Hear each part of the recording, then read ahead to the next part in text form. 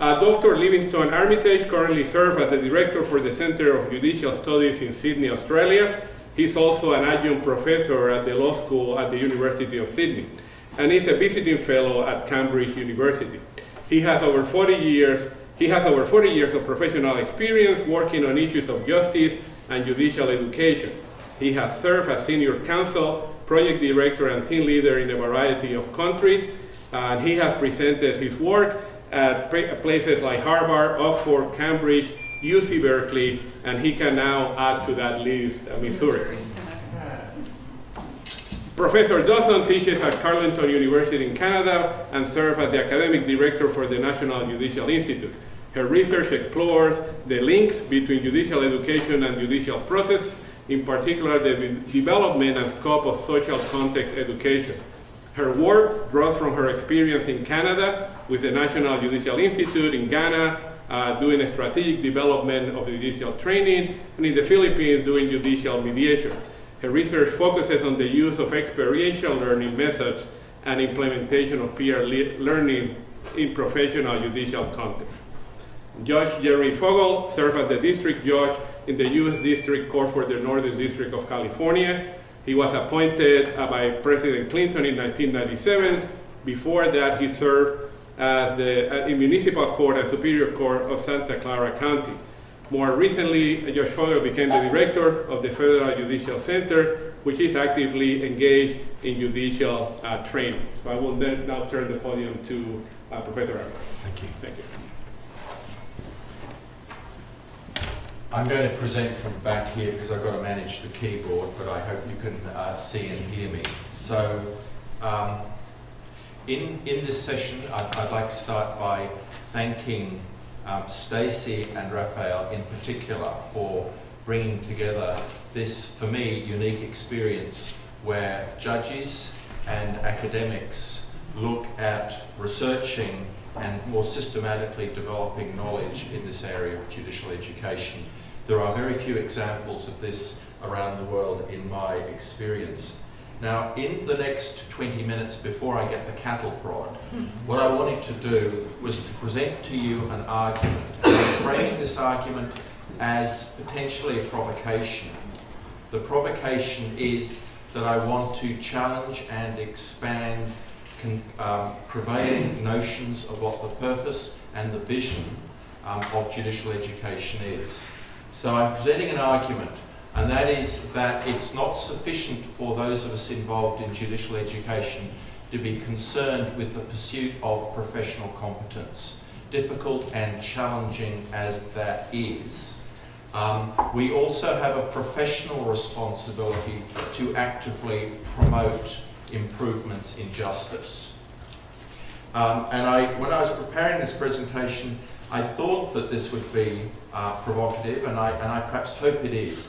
But listening to Professor Bob Bone, to Kathleen Mahoney, and also Chief Justice Russell, I'm not sure if this isn't in fact a return to the way things might have been in the 1960s, at least in the way you, Bob, framed it in, I thought, a very galvanizing way.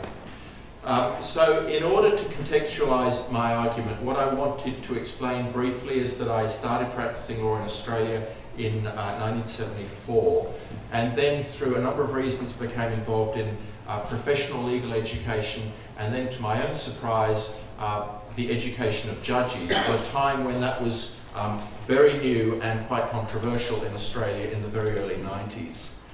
In order to educate myself, principally, I did a dissertation which was ultimately published called Educating Judges. And in due course, after about 15 years of working in international development, I did a doctorate which was published as Reforming Justice. And in today's presentation, what I really want to do is to bring together these two bodies of research.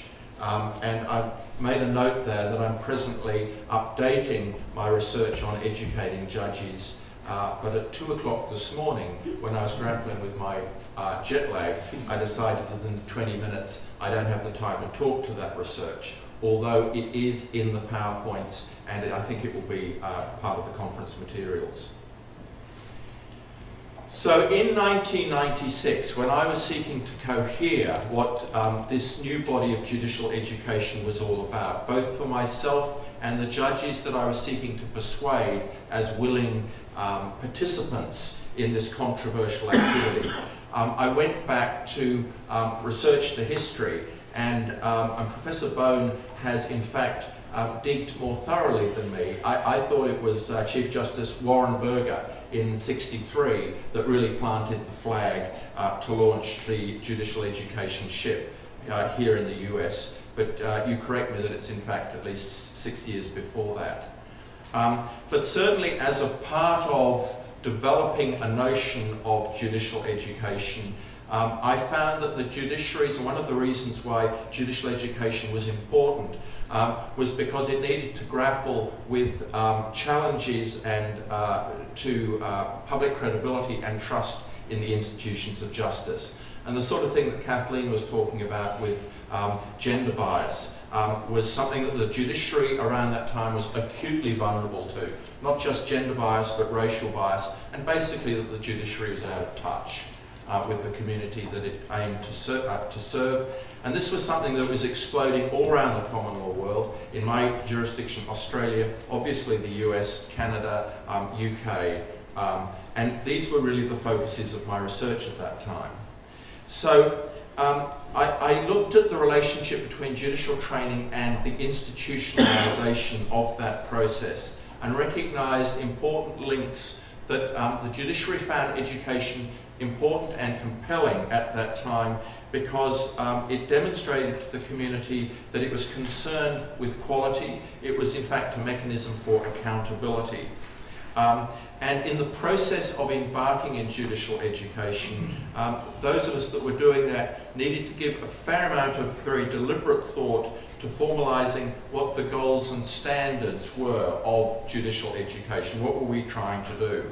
And indeed, in my research, to legitimise and make respectable this idea of educating judges, which a lot of senior judges thought was little short of ridiculous at that time. And one of the big changes is that senior judges no longer see that as ridiculous, and the judicial leadership in fact sees judicial education as a professionalising mechanism. So the argument that I put at that time was that the main purpose of judicial education was the quest to pursue this idea of competence. And competence was a relatively new concept for the judiciary, not because it was incompetent before that, but just to frame the idea of competence as a lens with which to assess the legitimacy of the judicial arm of government. Now, the idea of competence is integrally linked to the idea of performance. Performance of individual judicial officers and institutional performance of the judicial arm. And I want to frame that because that was recognised back in as early as 20 years ago, but it's still a controversial link. The linking of training and visible performance gain is something which I am posing here remains controversial and difficult for judicial institutions to deal with, because it deals with issues of measurement and how best to do that. Sensitive, complex issues. Now, the argument that I put in essence was that the business of educating judges is a very distinctive and indeed, from my point of view, very fascinating exercise, but that to make it professional and to do this seriously, we needed to build an argument, a relationship between the general body of education and the more refined body of adult learning, and then the more further refined body of professional, continuing professional development. And this logic was necessary because judges, many of them found the idea of education and an assumption that they were going to be treated like children insulting for obvious reason. So I needed to conceptualize a different model, which was clearly not a child learning model, and built around a facilitated learning model and the sorts of ideas that Bob was talking about in terms of critical reflection. So this model involved, it was based on the basis that judges are distinctive learners. And there's a number of reasons for judges being distinctive learners, which are important to any of us involved in facilitating that learning. And these reasons are up on the screen: social and doctrinal reasons relating to the process of selection, the role of judges in our society, and the need to consolidate and respect independence of that office. The second cluster of reasons are educational, relating to what I should admit is scant research on the learning needs, preferences and styles of judges as an occupational group for their learning. And I frame that really in the last proposition, the professional reason, and that is certainly in the Australian courts and in the courts that I was working with, judges epitomise very successful self-directed learners. And that's an important thing to recognise, because if you don't recognise it, it's likely that you're going to offer education that may damage the intelligence and also the willingness of judges to participate. It's important to engage a process that is appropriate for those that are involved in the learning. So I was very interested in this idea of moving beyond competence, looking at what Donald Shern describes as professional artistry, and it's the sort of thinking that Donald, I think, may have been referring to. So obviously we need to build substantive knowledge, problem-solving skills and professional attitudes and outlook, the sort of thing that I know that Canada has been excelling in, social context education. But in fact, a lot of these ideas are integrated in the idea that I find compelling of professional artistry. And that was sort of some of the ideas of tacit knowledge that you were talking about this morning. I think we're talking about the same thing with different words. And in the process to develop a policy framework that found a balance between individualised learning of very successful self-directed learners, but also a peer-based process so that there could be critical reflection. My goodness, and there's only 10 minutes left. And in addition to that, to develop an evaluative process to assess the success of that exercise. So this was the proposition that I put back in 1996. There is a need for a distinctive approach to continuing education, which builds on the foundations of professional and adult learning, but more importantly addresses the specific needs of judges. And that argument, I assert, remains robust 18 years later. But then, in a second body of research that was published by Cambridge a couple of years back, which reflected my ongoing professional journey as a justice reformer, I put this argument, and it's a separate argument, but let me go through it quickly. This argument was a critique of the experience of promoting the rule of law around the world, mainly in developing jurisdictions, and particularly in my area, Asia, over the last 50 years. And this critique built on the premise that justice is core to any notion of a good society and to any conceptualization of individual well-being. And it flows from that, obviously, that courts are the key agency of the state in order to administer, protect and promote the public good of justice. So all of that is so far so good. The problem is that the courts are often characteristically under-effective, and I use the word under-effective in quotes. Sometimes I use other words depending on which country I'm working in. They are under-effective or irresponsive to delivering this public good well. And the usual reasons in developing jurisdictions relate to lack of access, inefficiency, unfairness, inequality, the sorts of things that Kathleen was talking about, lack of resourcing, corruption and impunity. And the reasons why reform to deal with these problems has been, in my experience, extraordinarily difficult is not just path dependency, but political economy. The reform efforts are actually blocked by power elites who in fact benefit from the state of disrepair of the judicial arm. Now, the consequence of this state of affairs is a generalization which may or may not be controversial. Most citizens around the world are marginalized and operate beyond the realm of the rule of law. Now, let me say, this is not just a generalization that I offer for places like Afghanistan, Pakistan, Cambodia, Papua New Guinea, places that I do a lot of professional work in. When I've done my work there, I come back to my country, Australia, and I make the same observation. I make the same observation. That the courts are struggling to administer justice in jurisdictions around the world, whether those jurisdictions are developed or undeveloped. Now, this is not a novel problem. In my frame of reference, development agencies are spending literally billions of dollars grappling with the problem. USAID, the bank, UN, and so on, my country, Australia. But the difficulty is that the results are characteristically anemic, if not invisible, that this is very difficult work with very limited impact.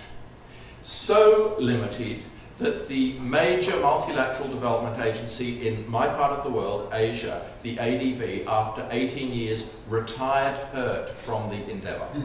After having spent over $1 billion, when they evaluated it, and I sadly was involved in the evaluation as an external expert advisor, they found investing in promoting the rule of law under-competitive to putting in hospitals, schools, sewerage pipes. So they backed up. They didn't say that. They said they were mainstreaming the promotion of the rule of law. But that's code for this is too difficult. So we are poised on the chasm of what I would describe as development failure. We have a situation where justice is fragile, and in some of the literature it is described as a failure of justice, and we have a problem of reform under effectiveness. Now, this leads me to the current imperative that we as educators must recast our role when we look at supporting the courts through judicial education. There are a couple of handouts that Stacey's going to hand out now, and I've got about 3 seconds to speak to them, but let me talk very, very briefly. This is a World Bank diagnostic based on a great deal of information, about 25 different data sources on the rule of law health of the United States. Now, I would normally start with the rule of law health of my country. And I would make the point there are problems in my country. The problems in my country is that justice is unequal, particularly for Indigenous people. It is slow, and it is extraordinarily expensive. So basically, the middle class has been marginalised from access to justice. It's not just women in my country, it's certainly women, but it's everyone. Unless you are a large corporate, or unless you are someone charged with criminal offence where there'll be a lengthy prison sentence, you will probably not be able to afford to use justice. Now, the situation is broadly the same in the US, maybe marginally better, maybe marginally worse. You're in the top 10 percentile, and of course this is an aggregate score, not of a particular court, but of perceptions of the justice sector. So far so good. That looks quite good. You're in the top 10%. There is, however, a new data set which is much more nuanced and provides much sharper measures. And this is the data set that you will not be able to look on the screen, and that's why I've given you the handout. Now, this data set is produced by the World Justice Project, and it ranks the US at 19 out of 99. So you're in the top 20%, not top 10%. This data is much more precise, but I want you to assess in your own time whether you find this data credible. And it's up to you to decide that, because if you find this data not credible or not fair, then you should disregard it. But what I do with data like this is I look at the things that I know, and I look to see if the scores are strong or weak. Now, it's for each of you to decide that for yourselves, and this is aggregated across all of the courts of the US. But let me turn quickly to a couple of measures. So if you look up here in the top left, and you won't be able to see it on the screen, but you'll see it on your sheets, you'll see there's a reference to absence of corruption. And broadly speaking, America is less corrupt than more corrupt in terms of the arm of government. So that's generally a positive score. Let me go over here, 7.3. 7.3 relates to the absence of corruption in the judicial arm. Now it seems to me, very good news, and from what I know of the American justice and court system, that is credible and that is an accurate measure. Now, if you accept, just by doing your own checks, that this data set in what I understand is called the spider graph is credible, then what I would invite us all to do as Chief Justices, as justice reformers, or as judicial educators is to look at those areas where there is a poor score. Now, the way you do that, where the graph, and the US is the black line, where the graph is out on the outside, that's a strong positive score. Where it's tight in the middle, it's a negative score. And you can see that the US scores pretty well against other comparable economies. 1 minute left, I can't believe that. But let's have a look at a couple of the bad scores. So if we look at, it's down here, 4.1. 4.1 is equal treatment and the lack of discrimination. So this data set is saying that equality of treatment and discrimination is problematic for the justice system in the US. You may or you may not accept that, you may or may not find it credible, but this is an aggregated data set that suggests this is a problem. Let's look at 4.3. 4.3 is due process in law. I'm not sure exactly what aspect of due process, but it's saying this is a weak score as well. Let's move across to down here, which is 6.2. This is order and security, a very strong score which relates to the absence of civil conflict. That's great. There's, apart from a few unfortunate incidences that may arise, you enjoy a very peaceful community. But let's move around to some of the other scores. So number 2.1. 2.1 is no corruption in the executive, and 2.2 is no corruption in the judiciary. Those are good scores. But let's look at criminal justice up here. Effective correctional system, well, there's obviously problems according to this, and 8.4, no discrimination. There's problems there. 8.7, due process in law is quite a low score. If you go across to civil justice in the 7s, 7.1, accessibility and affordability is a weak score. 7.2, discrimination is a weak score. I want to offer that to you as a supplement to the data collection. We had a paper from Diana Richards yesterday looking at judicial surveying. We had another paper from our Canadian colleagues on surveying the judiciary. Surveys are very useful ways of informing what the needs for judicial education are. But I generally, in my experience, find an underuse of hard external data for informing and driving and defining what the needs for judicial education are. This data set, in particular, the World Justice Project, is, I think, something that you might find interesting to look at, because it's a new data set. It's got a vast amount of information. So taking this argument, let me just move as quickly as I can to the role of, and the cattle prod's about to come out. Stacey, can I negotiate just for a minute? Thank you. The role of the judicial educator should not be to focus on competence being the problem. Competence is not the problem, delay is not the problem. These are symptoms. And accordingly, in my argument, technocratic solutions are not going to be sufficient. They're necessary but not sufficient. The real need that we need to address here is leadership. And Andrew at the back there, I think, may be happy to hear that. The real challenge is leadership. To see judicial education as being an agent of change. that we as judicial educators should be focusing on enabling the courts to perform their constitutional role, to deliver services that respond to the needs of people, and to promote access to exercise rights in law.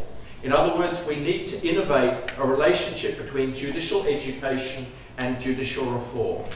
Now, once you think about that, the questions that should agitate our thinking are altogether new questions. The questions are, how can educators help courts to improve performance?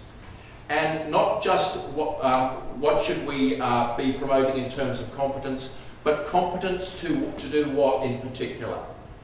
How can justice service be improved? And how can training results be measured? So this is in fact an argument that links a number of key ideas: training to competence to performance to improved justice outcomes. And I can assure you in practice, this last one is never done. It's not done because it's difficult. And I'm posing this as part of my provocation. This is the boundary that we need to press onto.